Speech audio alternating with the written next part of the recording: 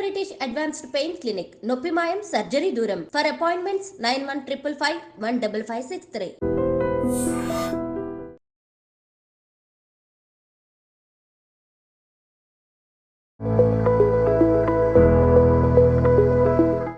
అన్ని పళ్ళు మంచివే. అయితే పళ్ళు లేటుగా, మన దురదృష్టం ఏమిటంటే సిటీలో చెట్టు మీద నుంచి కట్ చేసిన తర్వాత వారం 10 రోజులకు కానీ మనకు పళ్ళు రావు. ముఖ్యంగా మనం తినే ఆహారంలో ప్రోటీన్లు, కార్బోహైడ్రేట్స్, విటమిన్లు, ఫ్యాట్స్ ఇలా ఉంటాయి. కొబ్బరిలో ఫ్యాట్స్ ఎక్కువ ఉంటాయి. అదే మిగతా పళ్ళల్లో ఆయిల్స్ తక్కువ ఉంటాయి. కార్బోహైడ్రేట్స్ చాలా పళ్ళల్లో చాలా మినిమల్గాను అసలు లేకుండాను కూడా ఉంటాయి. మనం తినే అన్నంలో, ముఖ్యంగా మన తెలుగు వాళ్లకు మనం తినే అన్నం కార్బోహైడ్రేట్స్ చాలా ఉంటాయి. ఇకపోతే ప్రోటీన్ శాతము చాలా తక్కువ ఉంటుంది. యాంటీ ఆక్సిడెంట్స్, తర్వాత విటమిన్స్ ఇవి పళ్ళల్లో ఎక్కువ ఉంటాయి. ఎస్పెషల్లీ పుల్లగా ఉండే పళ్ళల్లో విటమిన్ సి ఎక్కువ ఉంటుంది. అయితే మగవాళ్లకు వీర్యం కోసం అయితే దానిమ్మ పళ్ళు చాలా మంచివి. అట్లని చెప్పి మిగతా పళ్ళు తినకూడదని కాదు. ఏ సీజన్లో ఏ పండు లభ్యమైతే ఆ పండు తినండి. సాధ్యమైనంత వరకు ఫ్రెష్గా తినండి. చాలా రోజుల తర్వాత ఫ్రిడ్జ్లో పెట్టుకున్నవి తింటే ఆ పళ్ళల్లో కావలసినటువంటి విటమిన్లు అవన్నీ కూడా తగ్గిపోతాయి. సో మనం అనుకుంటాం యాపిల్ ఎర్రగా ఉంది కదా, చాలా గొప్పది అని. యాపిల్లో కార్బోహైడ్రేట్ పార్ట్ ఎక్కువ ఉంటుంది. మనకు తెలుగు రాష్ట్రాల్లో మనకు కార్బోహైడ్రేట్ అవసరం ఉండదు, ఎందుకంటే మనం తినే తిండిలోనే కార్బోహైడ్రేట్ చాలా ఉంటుంది. సో యాపిల్ పళ్ళు తప్ప ఏది తిన్నా బెస్టే. అందులో దానిమ్మ పళ్ళు శ్రేష్టమైనవి. ముఖ్యంగా ప్రెగ్నెన్సీ ఉన్నవాళ్ళు, అది ఎర్లీ ప్రెగ్నెన్సీ ఉన్నవాళ్ళు మాత్రమే పపాయ తినకూడదు. దాంట్లో ఒక రకమైన ఎంజైమ్ ఉంటుంది, దానివల్ల అబార్షన్స్ వస్తాయి. మగవాళ్లకు ఈవెన్ పపాయ తిన్నా తప్పులేదు. షుగర్ ఉన్నవాళ్ళు పండు తినకుండా కాయగా ఉన్నప్పుడే తినాలి. పండితే పండులో ఫ్రక్టోజ్ అనే ఒక రకమైన షుగరు ఎక్కువ ఉంటుంది. అందుకోసమని షుగర్ ఉన్నవాళ్ళు పూర్తి మగ్గకముందే తినాలి. అందరికన్నా easiest, every day available, throughout year available cheap పళ్ళు ఏమిటి అంటే అరటిపళ్ళు. అరటిపళ్ళలో కూడా చాలా మంచి విటమిన్లు, కావలసినటువంటి ఎంజైమ్స్ ఉంటాయి. కేవలం ఎగ్జాటిక్ ఫ్రూట్స్, బయట దేశం నుంచి వచ్చినవి మాత్రమే గొప్పగా ఉంటాయి అనుకోవడం పొరపాటు. సో అన్ని ఫ్రూట్స్ మంచివే. ఎస్పెషల్లీ దానిమ్మ పళ్ళు తింటే దానివల్ల ఆరోగ్యం ఉంటుంది. మనము పళ్ళు ఎన్ని తినాలి ఒక క్వశ్చన్. కనీసం రోజుకు ఒకటి చొప్పున తినండి. పళ్ళతో పాటు ఎక్సర్సైజ్ అనేది చాలా అవసరం వీర్యానికి.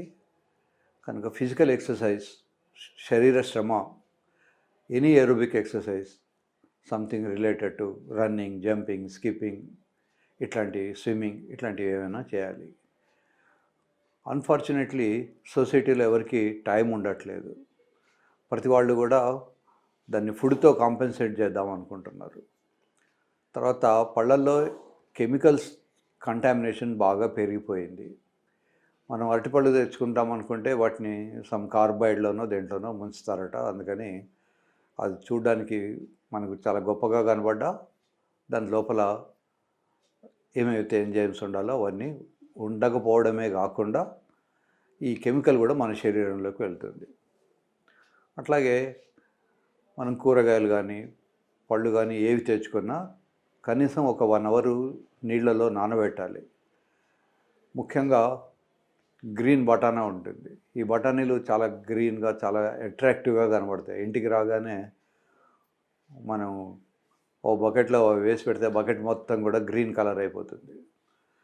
ఇలా కెమికల్ కంటామినేషన్ లేని ఫ్రూట్స్ తీసుకోవడం మంచిది. అన్ఫార్చునేట్లీ అవి దొరకడం కూడా చాలా ఇబ్బంది అవుతుంది. మామిడి పళ్ళు కూడా ఒకప్పుడు ఇళ్లలో మాగబోసేవాళ్ళు, ప్రస్తుతం దాన్ని ఏదో కార్బైడ్ లాంటిది పెట్టేసి తీస్తున్నారు. సో ప్రతి పండు మంచిదే. సాధ్యమైనంత వరకు ఈ కెమికల్ కంటామినేషన్ రాకుండా చూసుకోవాలి. ముఖ్యంగా chemicals are dangerous to the sperms. DDT అనే ఒక chemical government of India World Health Organization advise malaria eradication programme అనే ఒక ప్రోగ్రాంలో మొత్తం దేశమంతా కూడా డిడిటి స్ప్రే చేశారు. ప్రపంచంలో కూడా అన్ని దేశాల్లో స్ప్రే చేశారు. అన్ఫార్చునేట్లీ మలేరియా ఇంకా ఉంది, దోమలు వెళ్ళిపోలేదు, మలేరియా వెళ్ళిపోలేదు. కానీ ఆ కెమికల్ వాటర్లో కంటామినేట్ అయ్యి పళ్ళల్లో చెట్లల్లో తిరిగి మళ్ళీ శరీరంలోకి వెళ్ళి మళ్ళీ భూమిలోకి వెళ్ళి అది సెమెన్ తక్కువ చేస్తున్నది. ఎంత తక్కువైందంటే సముద్రంలో వేల్స్ అని పెద్ద పెద్ద చేపలు ఉంటాయి, ఈ బిల్డింగ్ అంతా ఉంటాయి. అంత పెద్ద వేల్స్కు కొన్ని గ్యాలన్స్ కొద్ది సెమెన్ వచ్చేది, ఇప్పుడు అది కాస్త కొన్ని సీసీలే వస్తుంది. So chemicals are very dangerous, especially chemical inhalation.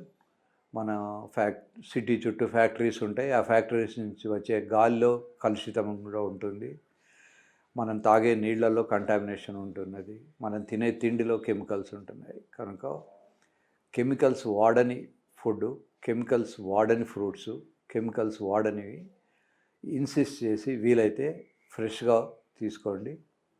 ఇప్పుడు కొత్త కాన్సెప్ట్ ఏమొచ్చిందంటే ఫామ్ ఫ్రెష్ అని. మనం కారు వేసుకొని ఊరవతలకి వెళ్తాం, ఆ ఫామ్లోనే చెట్టు మీద నుంచి కాయలు తెంపుకొని వచ్చేసుకుంటాం. సో ఈ ఫామ్ ఫ్రెష్ టెక్నాలజీ మనమే సెలెక్ట్ చేసుకుంటాం, చెట్టు మీద కాయ కానీ పండు కానీ. So this a good concept. Unfortunately ఈ ఫామ్ ఫ్రెష్లో కూడా కెమికల్స్ ఉండే అవకాశం ఉంటుంది, కనుక మీరు కనుక్కోండి. కెమికల్ ఫర్టిలైజర్స్ వాడనివి ఏవైనా తీసుకోవచ్చు. మనం తాగే పాలల్లో కూడా పాలు ఎక్కువ వేయాలని గేదెలకు కొన్ని ఇంజెక్షన్స్ ఇస్తారు. ఆ ఇంజెక్షన్స్ ఇవ్వడం వల్ల మగవాళ్లకు మగతనం తగ్గిపోతున్నది. కొద్దిమంది మగవాళ్ళకైతే బ్రెస్ట్ కూడా పెరుగుతుంది. సో అమ్మాయిలకు ఉన్న సైజు బ్రెస్ట్లు కూడా వస్తుంటాయి, దీన్ని గైనకోమేషియా అంటారు. ఇలా రావడానికి కారణం ఏమిటంటే ఆ గేదెలకు ఇచ్చే పాలు. తర్వాత కొద్దిమంది జిమ్లో వెళ్ళినప్పుడు వాళ్లకు కొన్ని పౌడర్స్ ఇస్తారు, ఆ పౌడర్స్ మజిల్ గ్రోత్కు చాలా బాగా పనిచేస్తాయి. బికాస్ వాళ్ళు ఇచ్చే పౌడర్లో అబౌట్ 40% ప్రోటీన్ ఉంటుంది. అన్ఫార్చునేట్లీ దాంట్లో ఎస్ట్రోజన్ అనే ఒక రకమైన హార్మోన్ ఉండి వాళ్లకు మొగతనం తగ్గిపోవడం కానీ సెమెన్ తగ్గిపోవడం కానీ ఇట్లాంటివి జరుగుతుంటాయి.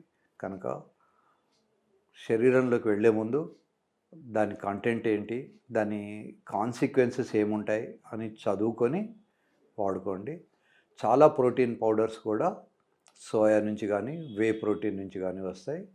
ఈ రెండిట్లలో కూడా ఎస్ట్రోజన్ హార్మోన్స్ ఎక్కువ ఉంటాయి, ఎస్పెషల్లీ సోయాలో చాలా ఎక్కువ ఉంటాయి. కనుక మగపిల్లలు సాధ్యమైనంత వరకు సోయా డిరైవ్డ్ ప్రోటీన్స్ కానీ మీల్ మేకర్స్ కానీ ఇట్లాంటివి వాడకుండా ఉంటే మంచిది, ఎస్పెషల్లీ రిప్రొడక్టివ్ ఏజ్ వాళ్ళు. ఇంకొక ఫుడ్ కన్నా కూడా ఇంకొక డ్యామేజింగ్ పాయింట్ ఏంటంటే హీట్. అన్ఫార్చునేట్లీ ఇండియాలో 8 నుంచి 10 నెలలు వేడిగానే ఉంటుంది. మన ఎన్విరాన్మెంట్కు we are not suitable to wear underwear, దాని మీద ఇంకో వియరు, ఓ టైట్ జీన్ ప్యాంటు, ఇవన్నీ వేసుకోవడం వల్ల బాల్స్లో స్పర్మ్స్ ప్రొడక్షన్ తగ్గిపోయే అవకాశాలు ఉంటాయి. ఒకప్పుడు ల్యాప్టాప్ కూడా ఉండేది, కానీ ఇప్పుడు చాలామందికి ఎడ్యుకేషన్ తర్వాత ల్యాప్టాప్ వాడడం మానేసి ల్యాప్లో కాకుండా ల్యాప్టాప్ను టేబుల్ మీద పెట్టుకొని పనిచేస్తున్నారు. సో ల్యాప్లో పెట్టుకోవడం కూడా మంచిది కాదు. So temperature, fruits, food, exercise, వీటన్నిటి మీద కాన్సన్ట్రేట్ చేసుకోవాలి. మల్టీ ప్రాంగ్డ్ అప్రోచ్ అంటారు. సెమెన్ తక్కువ ఉంది, సెమెన్లో కౌంట్ తక్కువ ఉంది, లేదా కణాలు తగ్గిపోతున్నాయి, కణాల్లో కదలిక లేదు, ఇట్లాంటివి ఉన్నప్పుడు సింపుల్గా ఏదో ఒక ట్యాబ్లెట్ వేసుకుంటున్నాము అని అనుకోకుండా ఈ జాగ్రత్తలన్నీ తీసుకోండి. అవసరం అనుకుంటే మీ దగ్గరలో ఉన్న డాక్టర్ని కన్సల్ట్ చేసి స్కాన్ చేయించుకోండి. చాలామంది సెమెన్ టెస్ట్ నార్మల్ ఉంది కదా, మళ్ళీ ఇంకేం టెస్ట్ అవసరం లేదనుకుంటారు. స్కాన్ చేస్తే మనకి ఏమైనా వెరికోసిల్ లాంటిది ఉంటే తెలుస్తుంది. ఆ వెరికోసిల్ కూడా కరెక్ట్ చేయకపోతే కూడా quality of sperms Rao, pregnancy వచ్చే అవకాశాలు తగ్గి ఉంటాయి వెరికోసిల్ ఉన్న వాళ్ళకు. కనుక ఫుడ్తో పాటు ఈ జాగ్రత్తలన్నీ తీసుకోండి. ఇంకా ఏమైనా డౌట్స్ ఉంటే ఛానల్కు రాయండి. మీ ఐడెంటిటీ బయటికి రాదు. మన మిత్రులు మీ క్వశ్చన్స్ అడుగుతూ ఉంటారు.